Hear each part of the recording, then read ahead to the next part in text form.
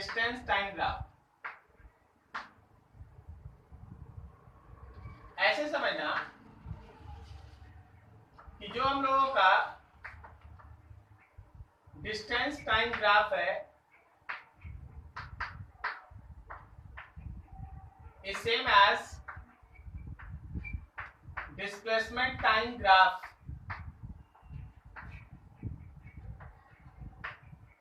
up to that point at which displacement increases but once displacement decreases distance still increases। बस यही एक छोटा सा लाइन है, इस पे आपको है ना डिस्टेंस टाइम ग्राफ बनाना पड़ता है। Distance time graph displacement time graph के साथ कॉपी पेस्ट होता है जब तक डिस्प्लेसमेंट बढ़ता है या कांस्टेंट रहता है।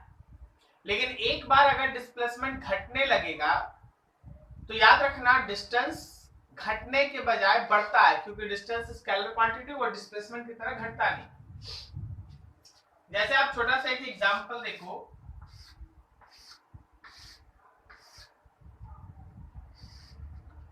हम लोग के पास है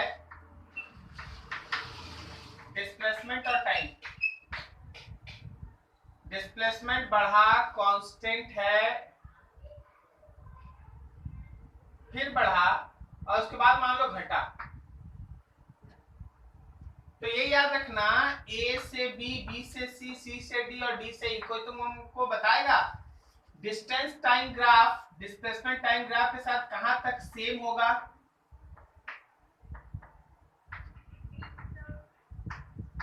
कहां तक? कहां तक? डी तक। डी तक। ए से बी बढ़ा, फिर कांस्टेंट है, फिर बढ़ा। जब तक बढ़ते रहेगा डिस्टेंस और डिस्प्लेसमेंट सेम होगा। लेकिन जैसे ही डी से ई में डिस्प्लेसमेंट घटने लगा, उसके जगह डिस्टेंस बढ़ेगा। सो ग्राफ कुछ ऐसा है। जिसको इधर घटना चाहिए था वो घटने की जगह बढ़ेगा। तो यह तुम्हारा distance time graph A B C D E. चलो अगला देखो।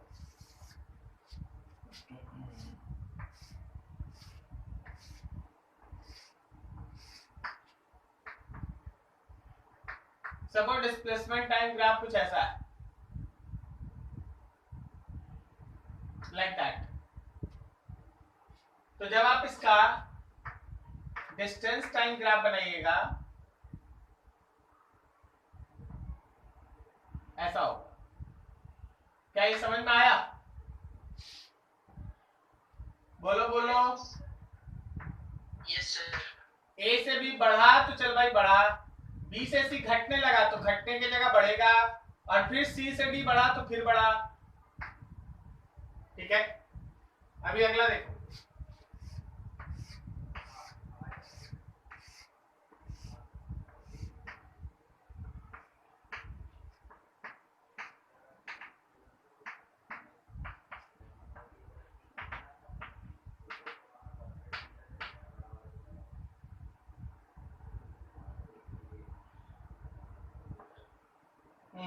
सॉरी, ऊपर करना था इसको।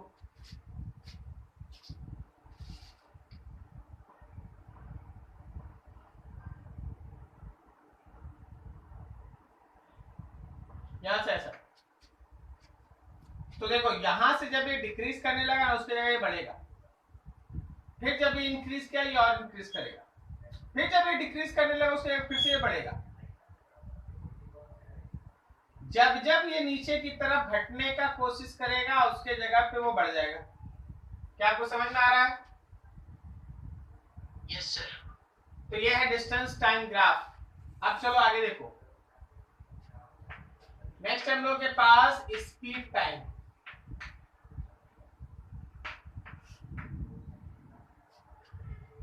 स्पीड का का मतलब होता है कि जो भी आप वेलोसिटी देख रहे हैं उसका मैग्नीट्यूड, वेलोसिटी के मैग्नीट्यूड को आप स्पीड कहते हैं।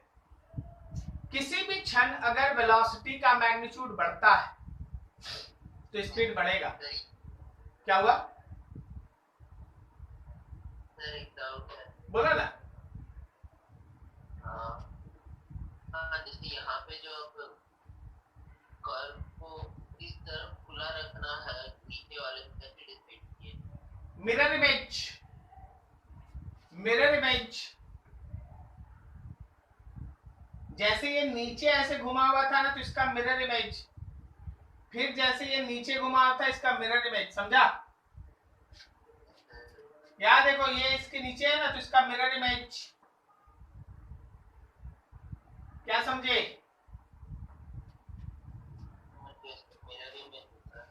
मिरर इमेज, ठीक है। अब देखो स्पीड टाइम पे, स्पीड टाइम ग्राफ का फंडामेंटल बेस ये है कि वेलोसिटी के मैग्नीट्यूड को आप स्पीड कहते हैं। अगर आपको वेलोसिटी का मैग्नीट्यूड बढ़ेगा तो याद रखना स्पीड भी बढ़ेगा, वेलोसिटी का मैग्नीट्यूड कांस्टेंट होगा तो स्पीड भी कांस्टेंट होगा, वेलोसिटी का मैग्नीट्यूड घटेगा तो स्पीड भी घटेगा। बस एक चीज नहीं होता, वेलोसिटी नेगेटिव हो सकता है लेकिन उसका मैग्नीट्यूड नेगेटिव नहीं हो सकता। That's why speed never be negative, speed कभी नेगेटिव नहीं हो सकता। तो फंडामेंटल बात ये है कि magnitude of velocity increasing, constant, decreasing. तो याद रखना speed increasing, constant, decreasing, but speed never be negative, speed कभी नेगेटिव नहीं हो सकता। Speed never be negative, speed कभी नेगेटिव नहीं होता। तो अब देखिए जो इसका काम देखिए, समझिए।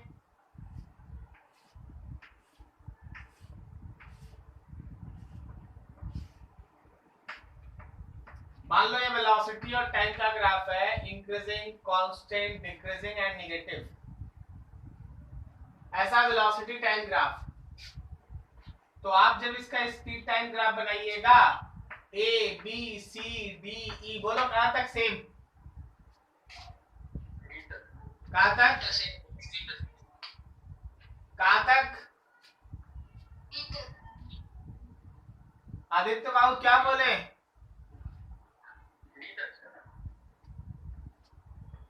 डी तक सेम होगा, बढ़ेगा, कांस्टेंट होगा, नेगेटिव सॉरी डिक्रीज करेगा। लेकिन नेगेटिव जब होना था तो नेगेटिव होने की जगह प्लस होगा, समझे? Yes sir.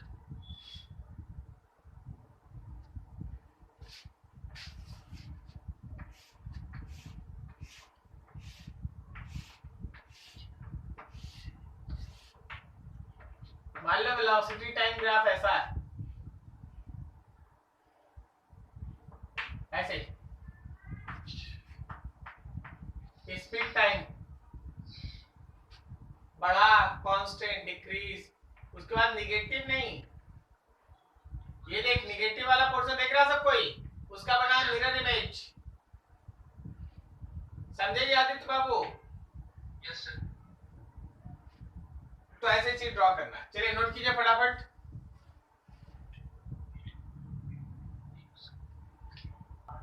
चलो बनाओ इसको थोड़ा।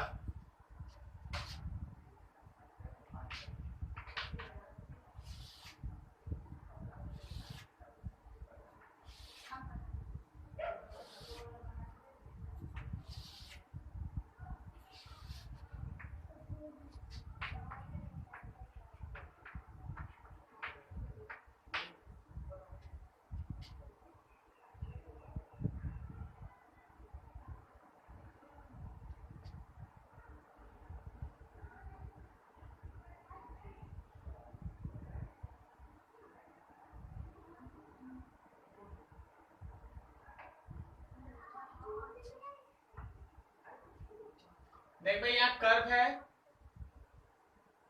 यहाँ स्ट्रेट लाइन है, और फिर यहाँ कर्व है और ये स्ट्रेट लाइन। तुमको इसके लिए corresponding distance time, velocity time, speed time और एक्सेलरेशन टाइम ग्राफ बनाना है। चलो बनाओ फटाफट, फटाफट बनाओ। चलो मैच करते हैं। क्या डिस्टेंस टाइम ग्राफ आपका ऐसा बना, ये नीचे ना होने की बजाय जगह ऊपर गया और फिर उसके बाद ये ऊपर जा रहा था तो फिर स्ट्रेट हो गया ऐसे। Yes sir. Velocity time graph में positive slope and decreasing, positive and decreasing, तो positive and decreasing, velocity is 0 0, velocity is negative and increasing, and then straight line and positive and constant, तो इसके बाद positive and constant, ये इसका velocity time graph. इसका speed time graph decreasing 0, negative नहीं, negative की जगह positive and constant. Acceleration slope देखो इसका नेगेटिव है, कांस्टेंट है, तो एक्सेलरेशन नेगेटिव और कांस्टेंट। 0 नेगेटिव एंड कांस्टेंट 0, ये इसका एक्सेलरेशन टाइम ग्राफ। इसका पांचों सही? मेरा सर, मेरा। वेरी गुड, पांचों का पांचों ऐसा चलता है। किसी को कोई दिक्कत नहीं समझ में आया हो, जहां गलती हुआ हो पूछ लो प्लीज। ये यहाँ का बताओ, स्लोप बढ़ रहा है कि घट रहा है? तो वेलोसिटी घटेगा।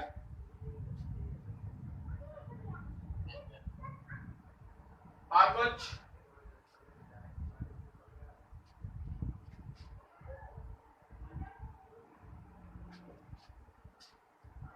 हाँ, कुछ और डाउट? क्या?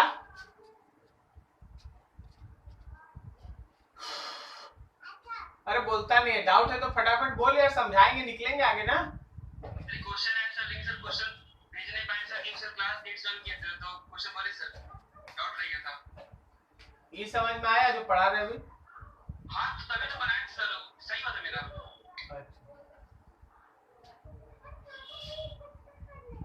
चलो क्वेश्चन है, बनाना इसको। For any free falling body which is projected upward, free falling motion में कोई बॉडी है जिसको नीचे से ऊपर आप थ्रो किए, नीचे से ऊपर, draw it's displacement time, distance time, velocity time, speed time और एक्सेलरेशन टाइम ग्राफ। सिंपल सा चीज है, ऐसा है कि एक लेवल है, वहां से आप एक बॉडी को ऊपर की तरफ फेंके हैं। अब जो होगा आपको मालूम है, ऊपर जाएगा नीचे आएगा, यही होगा ना? ऊपर जाएगा नीचे आएगा, यही होगा ना? तो आपको इस मोशन के दौरान ये सब ग्राफ बनाना है। चलो बनाओ फटाफट।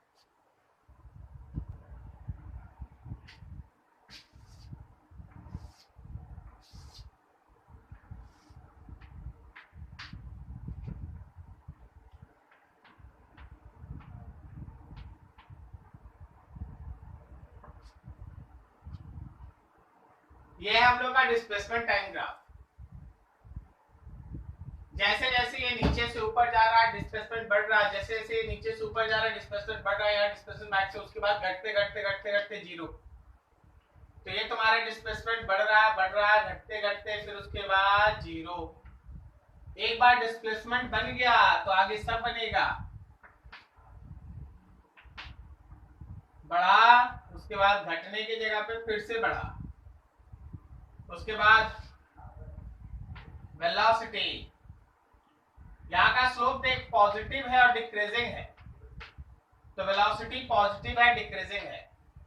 उसके बाद देखो निगेटिव है इंक्रीजिंग है, तो वेलोसिटी निगेटिव है इंक्रीजिंग है। ये इसका वीटी ग्राफ है। तो इसका क्रॉसपोंडिंग अगर तुम स्पीड टाइम ग्राफ बनाया तो ऐसा होगा, और इसका क्रॉसपोंडिंग अगर आप एटी ग्राफ बनाए एक्सेलरेशन टाइम, तो ध्यान रखिएगा पूरा का पूरा स्लोप निगेटिव एंड कांस्टेंट है, तो acceleration is negative and constant. ये रहा पांचों का पांचों। किस किस का सही? सर 4 सही हुआ, सर 1 सही नहीं हुआ। कौन सा सही नहीं हुआ? 80 ग्राफ सर, मास में गड़बड़ हो गया। क्यों? सर बोला पता नहीं चला, इसलिए ऊपर में गया, नीचे गड़बड़ हो गया सर, इसलिए। और कुछ किसी का जो नहीं समझे हो? सर 80 ग्राफ फिर से बता। क्या बताना है? यहां से यहां देख, इसका स्लोप निगेटिव है और कांस्टेंट है ना, यस सर। तो एक्सेलरेशन निगेटिव है और कांस्टेंट है। अरे यार पूरे मोशन में जी माइनस जी है ना? Yes sir. चाहे नीचे से ऊपर जाए या ऊपर से नीचे जाए, एक्सेलरेशन तो माइनस जी है। Okay sir. तो एक्सेलरेशन माइनस जी मतलब निगेटिव में कांस्टेंट।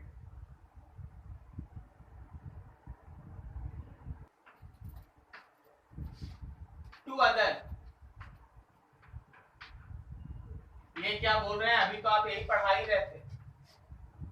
देख कुछ क्वेश्चंस ऐसा होता है जो ट्रेडिशनल है, जैसे हम लोग अभी सीखे कि डिस्प्लेसमेंट टाइम ग्राफ से डिस्टेंस बना दो, डिस्प्लेसमेंट से वेलोसिटी बना दो, वेलोसिटी एक्स एक्सेलरेशन स्पीड ये सब बना दो। तो ये सब तो एक से दूसरा आप है ना देख के बना लीजिएगा। लेकिन कुछ ग्राफ ऐसा होता है जो ट्रेडिशनल नहीं है, आपको एक नया ग्राफ दे देगा, बोलेगा फिर नया ग्राफ निकालो, ठीक है? तो उस केस में क्या होता है, तुमको 3-4 स्टेप फॉलो करना पड़ता है। सबसे पहला, find mathematical equation between two variables of given graph. दो दिए गए ग्राफ के बीच, दो दिए गए वेरिएबल्स के बीच जो ग्राफ है उसके बेसिस पे मैथमेटिकल इक्वेशन निकालो।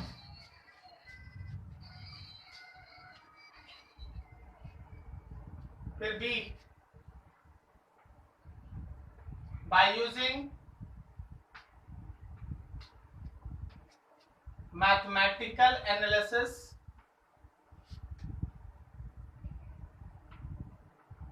find relationship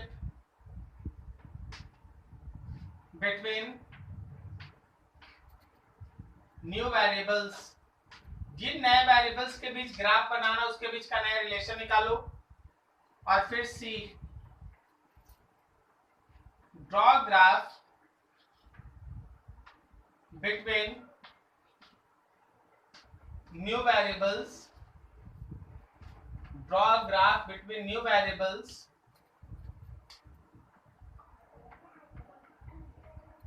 on the basis of new equation। जो न्यू इक्वेशन आया उसके बेसिस पे नया ग्राफ बनाओ, यही चीज। तो ये एक सिंपल सा सेक्शन चलता है, इसके बेसिस पे आपको काम करके दिखाना पड़ता है, ठीक है? आपको क्या करना है, जो पुराना इक्वेशंस दिया है उसके, जो पुराना ग्राफ दिया उसके बेसिस पे इक्वेशंस बनाओ, फिर उन इक्वेशंस को सॉल्व करो। जब तुम उन इक्वेशंस को सॉल्व करेगा तुमको एक नया इक्वेशन मिलेगा, और फिर नया इक्वेशन से नया ग्राफ तुमको ड्रॉ करना पड़ेगा, ठीक है? Like that.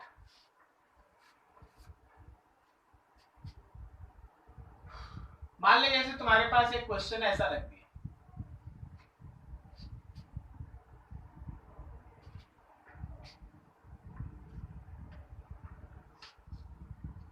थोड़ा सोच रहे हैं क्वेश्चन सोच रहे हैं कैसा है।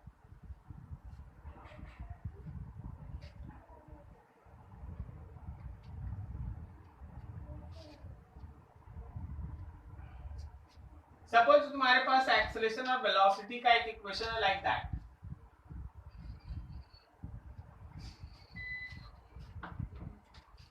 ठीक है ऐसा।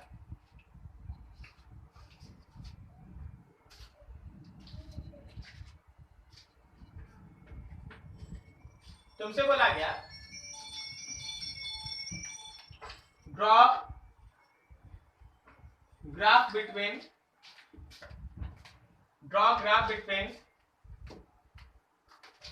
वेलोसिटी एंड एक्स, v और x के बीच ग्राफ बनाओ, जबकि एक्सेलरेशन और वेलोसिटी के बीच का ग्राफ दिया है, ठीक है। अब बताओ, सोचो जरा, ये क्वेश्चन क्या है? क्या आप ट्रेडिशनली जो भी चीज सीखे हैं क्या उससे ये बन जाएगा? नहीं बनेगा। तो अब आपको ये कॉन्सेप्ट लगाना पड़ेगा। सबसे पहले जो दिया हुआ ग्राफ है उससे इक्वेशंस बनाइए।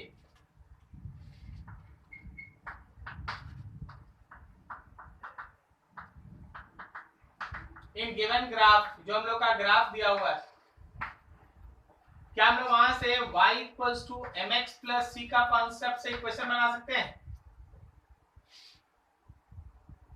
y पे एक्सेलरेशन, m का मतलब स्लोप और x में वेलोसिटी और c का मतलब y इंटरसेप्ट। स्लोप में देखो जी, स्लोप का मतलब हो गया ये, अभी तो हमको थोड़ा डाटा देना पड़ेगा इसके लिए, चलो और डाटा लिख लेते हैं। यहाँ पे a0 है, यहाँ पे a0 है, मान लो ये 3a0 है, तो देखो क्या ये 2a0 आ रहा है और यहाँ बेस में v0। बताओ, स्लोप के जगह पे 2a0 बाई v0 लिख सकते हैं? Yes sir. Yes sir. और y इंटरसेप्ट में a0 कर दें, यस। तो ये मेरा a का इक्वेशन हुआ। a का इक्वेशन क्या हो गया? 2a0 by v0 into v plus a0, ये मेरे a का इक्वेशन हो गया। अब हमको करना क्या है, तो हमको यहां से चलना है, एक्सेलरेशन को हटाना है और v और x लाना है। तो क्या हम एक्सेलरेशन को v into dv by dx कर सकते हैं? This is equals to 2a0 by v0 into v plus a0, सही। तो अब देखो जरा गौर से, हम तो इंटीग्रेट नहीं करेंगे, बस हम ला के छोड़ दिए हैं। यहाँ पे होगा a0 by v0 into v plus a0 is equals to dx। Integrate करो, इंटीग्रेट करेगा तो v और x के बीच का नया रिलेशन आ जाएगा, और उस नए रिलेशन के बेसिस पे फिर आपको नया ग्राफ बनाना पड़ेगा, ठीक है। Find new relation between v and x and then draw graph। फिर आप ग्राफ बनाइए। यही कॉन्सेप्ट आपको सिखाया जा रहा था, नोट करो फटाफट।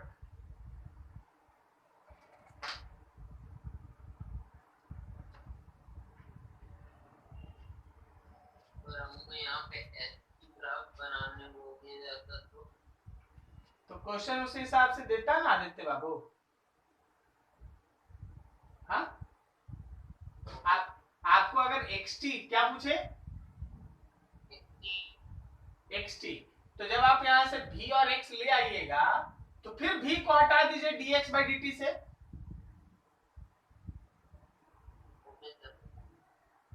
चलो जरा इसको बनाओ,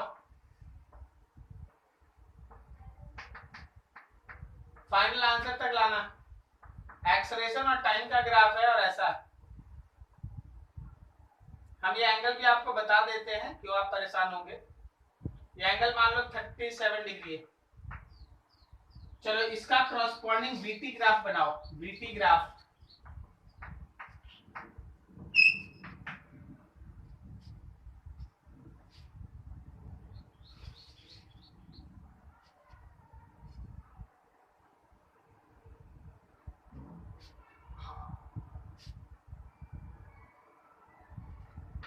चलो देखो एक क्वेश्चन,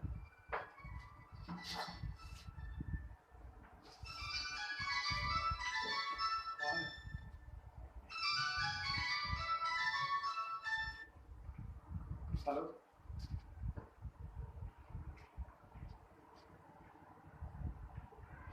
क्या बोले थे?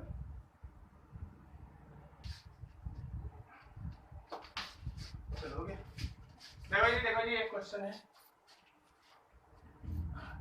क्वेश्चन ऐसा है कि मान लीजिए आपके पास वेलोसिटी और हम एक्स का एक ग्राफ दे रहे हैं। वेलोसिटी और एक्स का ग्राफ है कुछ ऐसा, और आपको इसके लिए कॉरस्पॉन्डिंग एक्सीलरेशन और एक्स के बीच का ग्राफ बनाना है। चलो बनाओ फटाफट।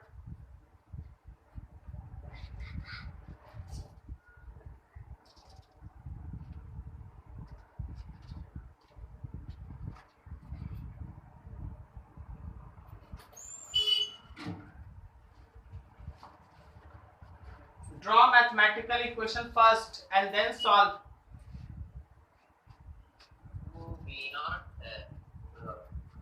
हाँ, स्टार्टिंग में कुछ मान लो ना अपने से, ठीक है, कोई इशू नहीं, अपने से मान लो। यहाँ मान लो x नॉट है,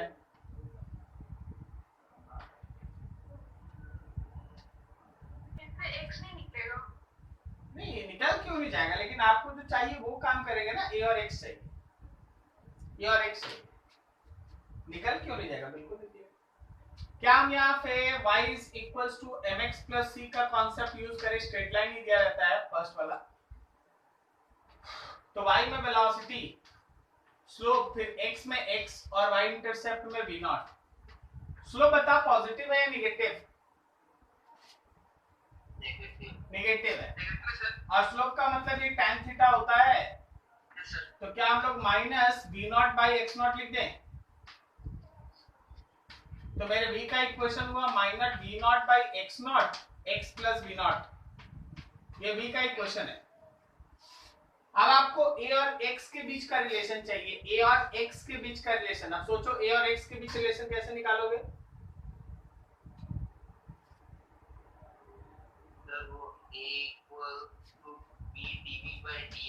वेरी गुड, वेरी गुड, एकदम सही। a equals to v dv by dx।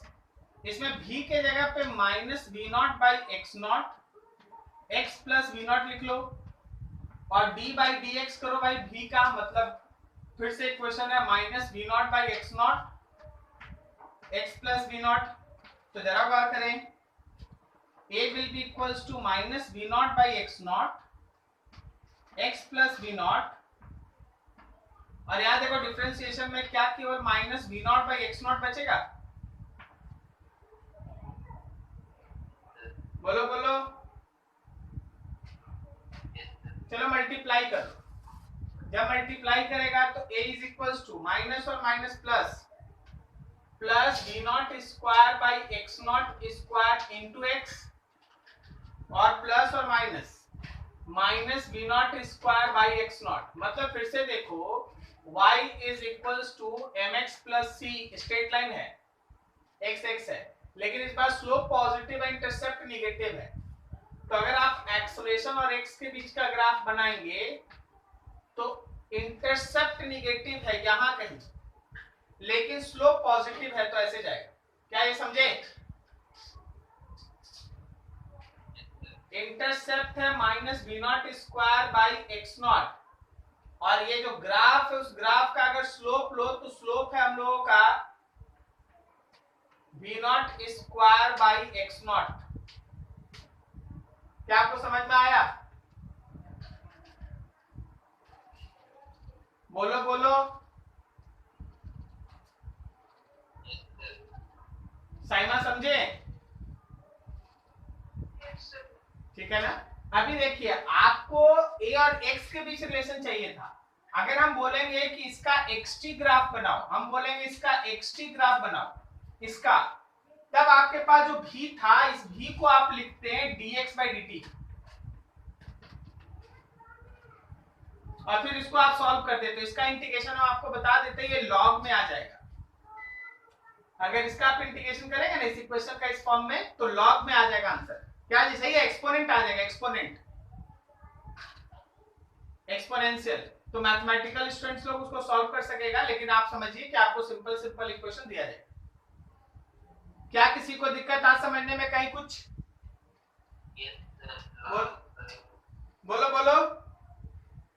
जैसे आप यहाँ पे ये v का वैल्यू पुट कर दिए, हम यहाँ पे